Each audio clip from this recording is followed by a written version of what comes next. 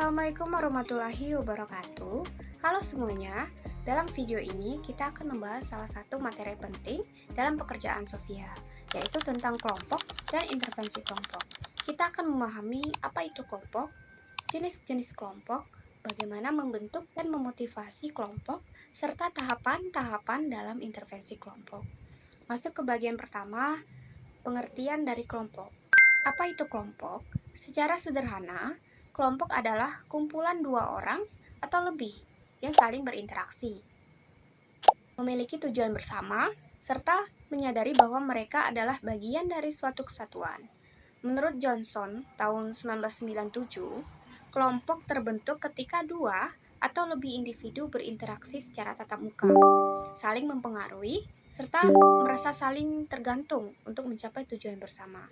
Kelompok bukan hanya kumpulan orang secara fisik, tapi juga mencakup hubungan sosial, struktur peran, dan dinamika interaksi.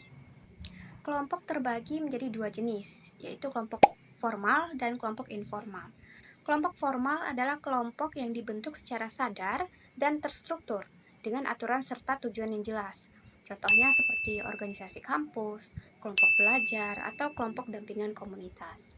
Sedangkan kelompok informal terbentuk secara alami tanpa struktur resmi, seperti teman nongkrong atau kelompok remaja di lingkungan sosial. Kemudian, mengapa intervensi kelompok penting? Karena melalui kelompok, individu bisa belajar dari pengalaman satu sama lain, kemudian mendapat dukungan emosional dan sosial, dan juga bisa mengembangkan keterampilan sosial, serta menyelesaikan masalah bersama secara partisipatif. Bagian ketiga, cara memotivasi kelompok dan peran pekerja sosial. Agar kelompok bisa berjalan secara efektif, anggota kelompok perlu termotivasi. Beberapa cara untuk memotivasi kelompok antara lain: pertama, ciptakan suasana yang positif dan inklusif. Kedua, libatkan semua anggota dalam proses pengambilan keputusan. Ketiga, berikan apresiasi atau penghargaan atas kontribusi mereka. Dan keempat, bangun kepercayaan dan saling dukung antar anggota. Peran pekerja sosial sangat penting di sini, yaitu sebagai fasilitator, mediator, dan pendamping. Pekerja sosial menjaga agar proses berjalan partisipatif, mendorong komunikasi terbuka, serta membantu kelompok mencapai tujuannya secara bersama-sama. Bagian keempat, cara membentuk kelompok. Untuk membentuk kelompok yang efektif, ada beberapa hal yang perlu dilakukan. Pertama, tentukan tujuan kelompok dengan jelas. Kedua, pilih anggota yang relevan sesuai kebutuhan kelompok. Ketiga, buat kesepakatan dan aturan dasar bersama. Keempat, sediakan tempat pertemuan yang nyaman dan kondusif.